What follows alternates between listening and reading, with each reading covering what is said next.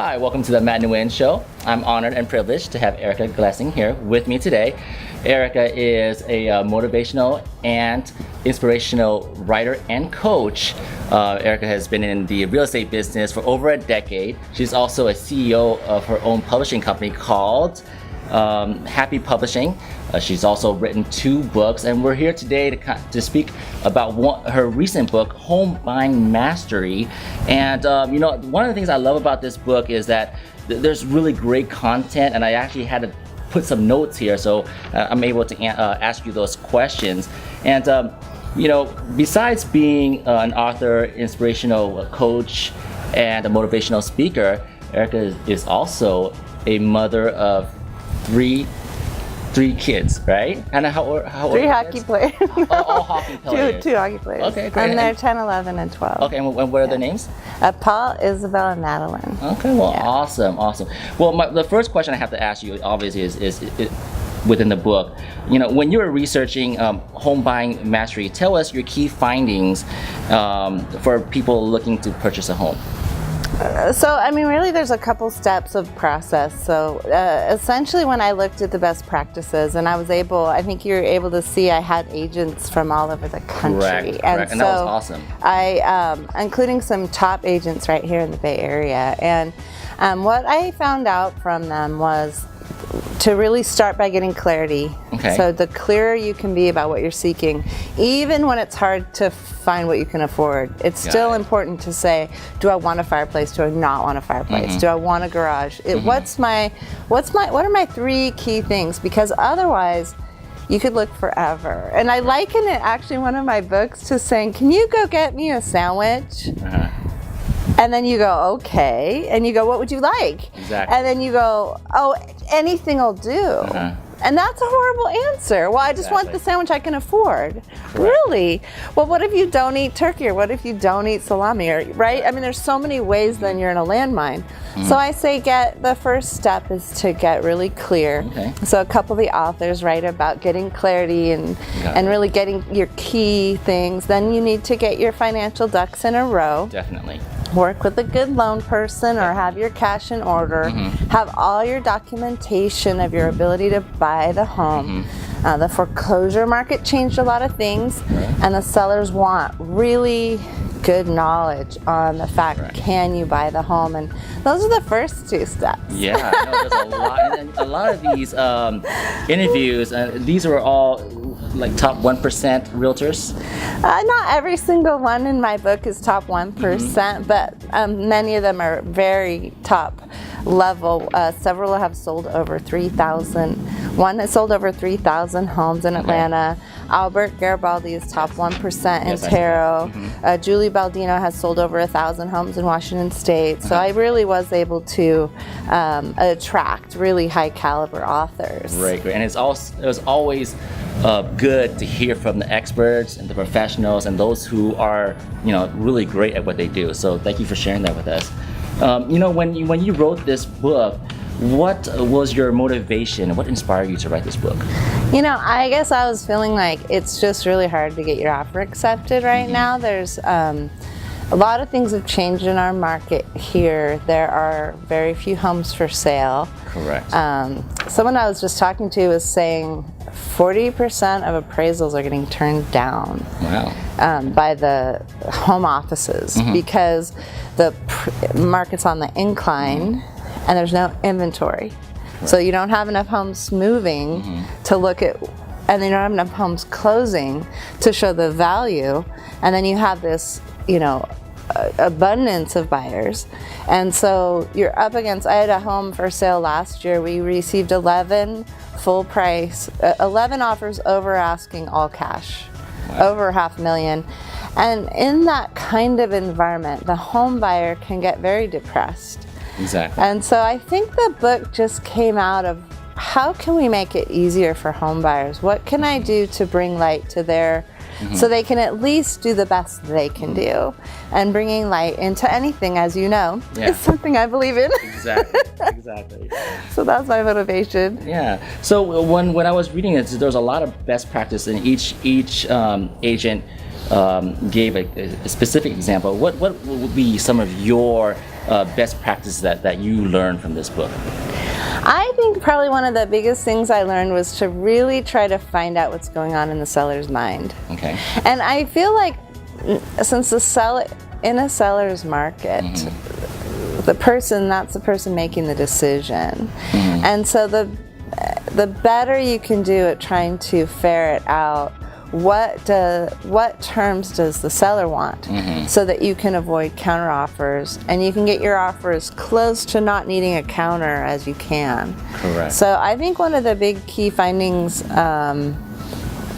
from some of the authors was how to try to get as much information as possible on what the right offer would look like, on how the seller could be a yes to your client versus everyone else. Right.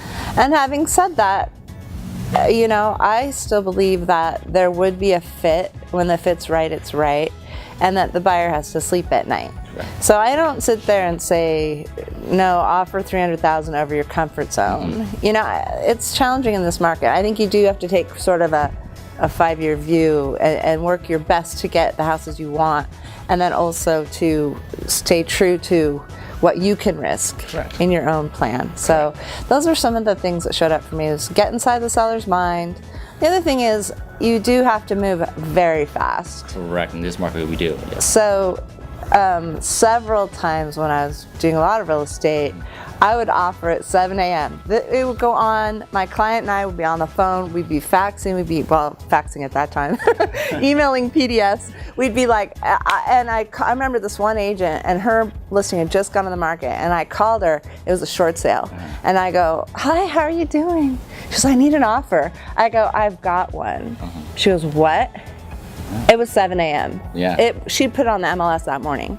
And my client and I were so in sync that he just initialed it. He had it back to me by 7 a.m. I sent it to her. She got the bank to say it was short sale, so then everything could move forward.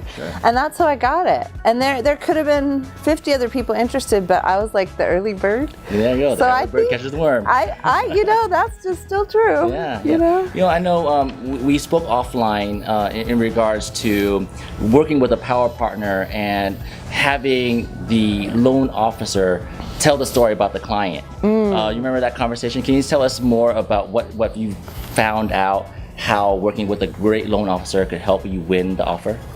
So essentially that was another thing that came out of the best practices. When I talk to the agents that do well, they work on teams with people that they trust, and so that they feel like their loan person has their back. Got it. And they trust that the loan officer has done their homework. Got it. So if the loan officer hasn't done their homework, then nothing feels as strong. Sure. So the people that are getting their offers accepted in this market, they can position themselves to the listing agents as, I have a strong team around me. I work really closely with my lender. One of the loan officers for one of the agents does videos. That's great. How's the video work? So, isn't that something that you do? Exactly. It's not done very much yet, so it's still kind of an edge. In fact, I only know 2 loan people that do it. Yeah. And basically, essentially what you would do is cut a quick video that says, my clients are good for this house. So tell a story of the client. Yeah. Right to the seller. Yeah. And I think in this, what happened was when the foreclosure market hit, the banks started making the decisions. Same with short sale. The banks made the decisions on who got the house. So all the paperwork started looking like a bank was making the decision. So there might be a FICO, a W-2, proof of funds, just like a deep set of papers. Correct. And before that, it was just a pre-approval letter. Yeah. And now So much goes the to bank saw so much data in all those sales. So now a regular seller is like the agents who've processed all these foreclosure loans. Well, they want that too. Like, they want to see the money. Show me the money. So I think that really changed the industry a lot in terms of what is needed to have yourself be rock solid in the eyes of the seller if you're buying. Awesome. Well, thank you. So, Erica, you mentioned to me offline that you have a new book coming out called Luxury Home Selling Mastery. Can you tell us a little bit more about that book and when we should see that available? Yeah, I'll just hold this one again. So this one is all about buying the home. I'm sorry, I have to show it sometimes. I'm so excited about it. This one just hit the Amazon recently. Yeah. So right now I have authors coming in from luxury markets, and they're writing about what it takes to be in the high-end marketplace. How do you sell a luxury home? And I just got interested in that sort of Vail, Aspen. I have a Lake Tahoe author. I have one of the top New York City agents. So she's one of the top agents in the world.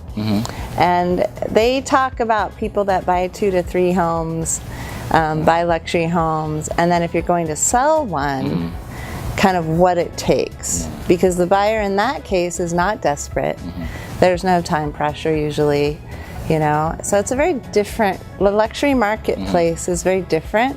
And it was just, I just don't know where the idea came from. I was just kind of playing with, I was going to do a home selling mastery to come off of home buying mastery. And then the more I talked to the luxury agents, the more impressed I got at what they needed to do to move $8 or $9 million as opposed to $500,000. It just became very interesting to me. Like, what does it take to move a $28 million home that used to be, you know, the guy from work Yeah. You know, so. Well, I look forward to that book, so you have to let me know when that comes out. Okay, Matt. Erica, if there's anything that you would like to say to the audience about yourself or how to contact you, where can we go? So my name's Erica Glessing. It's Glessing. I'm on Twitter. I'm on Facebook. You can find me there. I'm on Trulia. You can see my bio on Trulia, my profile. And my website is luxuryhomesandgardens.com. And I just love to help people feel better about their lives. So. Well, awesome. Well, thank you so much for joining us today. Thank and you. I look forward to that new book. I'm really excited. So you have to let me know when it comes out, okay? I will. Thank you so much. Well, thank you so much for being on the show. And of course, drop a line and I'll respond. You can always reach me at matt@universitymortgage.com, or you can find me on Facebook with mortgage/home loans, or Twitter, Nguyen03. Until the next time we speak, have a great day. Thank you. Bye-bye.